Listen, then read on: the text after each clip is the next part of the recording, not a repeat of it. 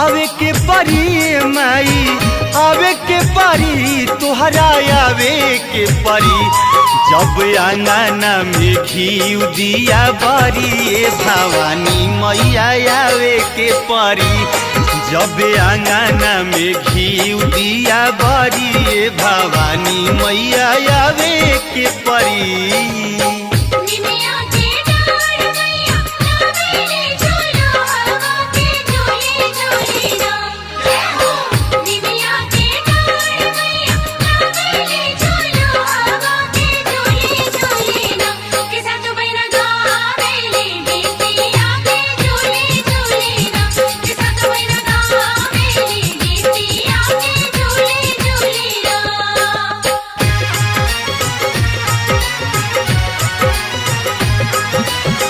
बीच अंगनैया मैया धैले बा निकाला।